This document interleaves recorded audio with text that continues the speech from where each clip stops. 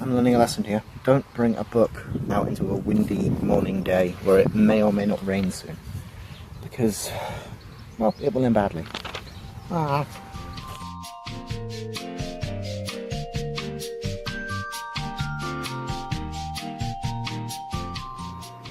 Hey there. Now some of you may have already noticed that, well, for one thing, this camera is crooked, and for two, this looks a little different to usual, and there's a very good reason for this.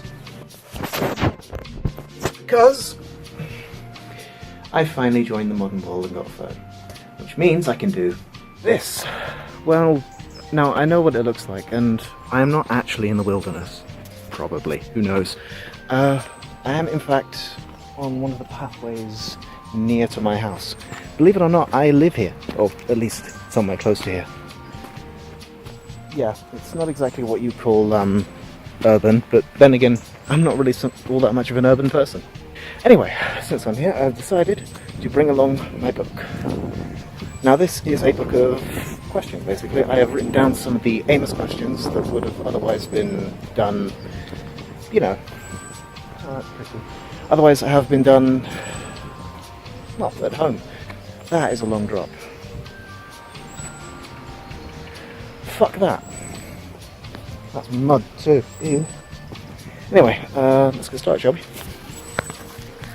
I did not think this through. Ah.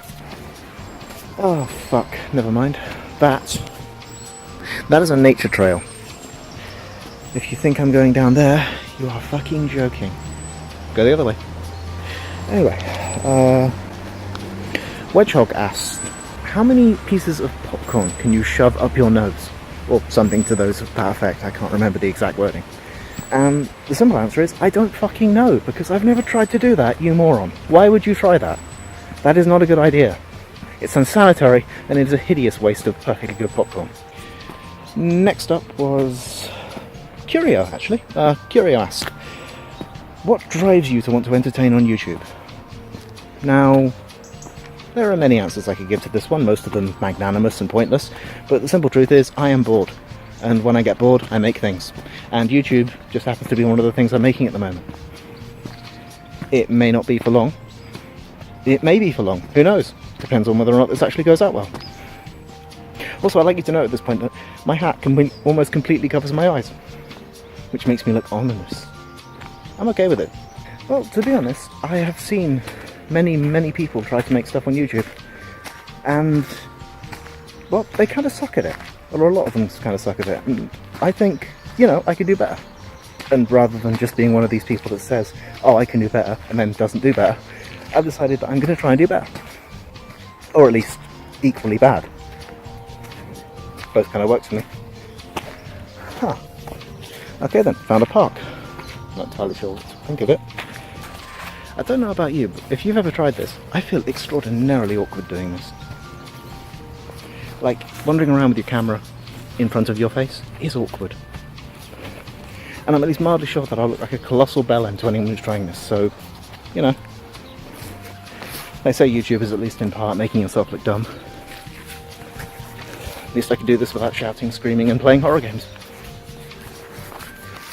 Unless I decide to do that next, which is a possibility. So I take a break, because I hate nature. While I'm here though, let's get another question off. Yeah, I write these down. Daichi asks, if money doesn't grow on trees, then why do banks have branches?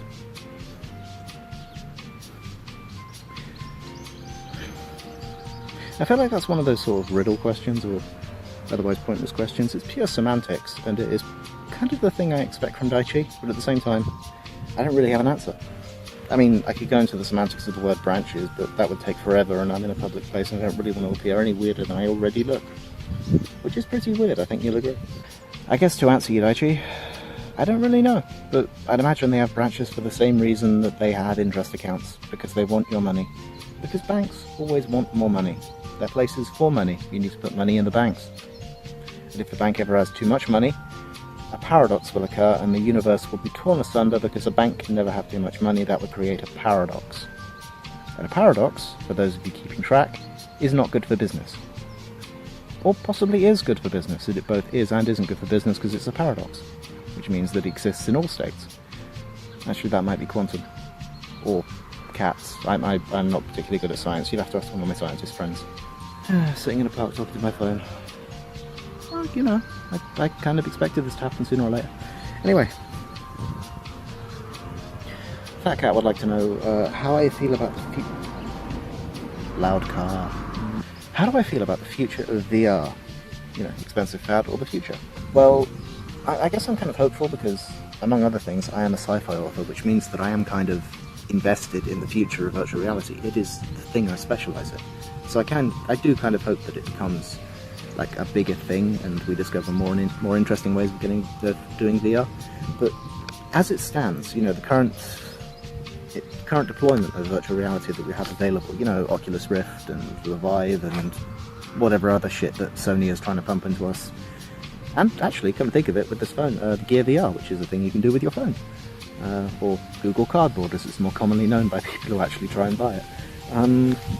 I don't think any of them are really living up to the standards that we kind of hope for, but then again, it's mostly unreachable dreams when it comes to like virtual reality in gamers. Like, we kind of dream of shit like Sword Art Online or, well, what I wrote about on RTS. We just kind of hope for full immersion and stuff like that, and it's just not physically possible at the moment because we don't fully understand the brain and the nervous system and blah blah blah blah blah blah blah, and all sorts of boring reasons. I think that regardless of whether or not VR actually sticks around and becomes a thing, or if it just fades off again like it did in the 80s or 90s or whatever the hell that actually happened, it's gonna be kind of worth it, because even if it doesn't stick around, the technology is still gonna be, you know, experimented on and expanded and improved. I mean, like, the military has been using AR and VR for I don't know how long for training. And there's always what I like to call like the arcade style things, which is, you know, the specialised experiences for people who have way too much money and too much free time and other things to be jealous about. So VR is definitely part of our future. It's just, you know, the current iteration may not stick around, and I can't say for certain whether it will or won't because I am not an expert in consumer electronics. I mean, look how long it took me to get a fucking phone. No, I think it's time to get up. Yeah. As much fun as it is doing a blog from basically just a different seat, it's time.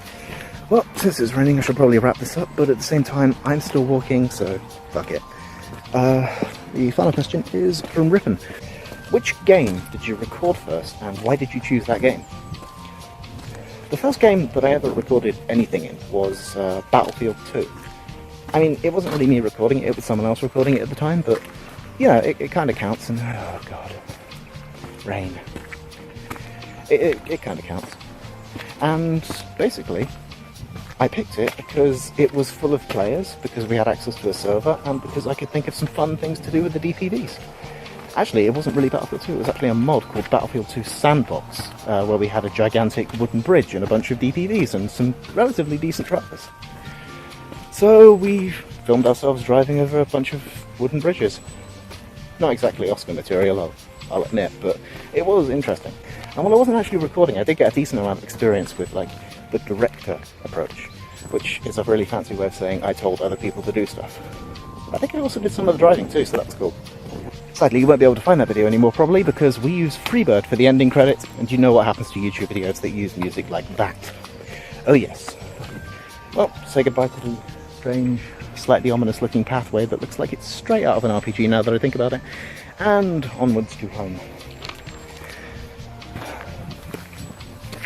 Come to think of it, you may have noticed that I've actually been doing Battlefield 2 videos, or you may have noticed that I started the channel doing Battlefield 2 videos, and that is in part because, well, I've always felt like a strange connection to Battlefield 2.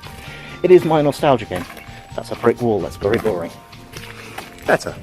So, yeah, I guess back to me. And so ends my adventure outside. I'm not entirely sure if it was worth it or not, and whether or not any of the footage that I actually gathered is going to be of use at all. But regardless, this has been, I think, AMUS number 4, or possibly AMUS number 3. I haven't actually been paying attention, because, you know, there was one with Wedge, so that probably counts. And, yeah, thanks for the questions. If you have any additional ones, please contact me on Discord. I really should find a better camera. There. That's where the camera is. Look at there, not the screen. There. The screen's there. If you have any additional questions or comments, or you just want to say a place looks pretty, then please let me know in the comments. And yeah, I guess that's it. Thanks for watching.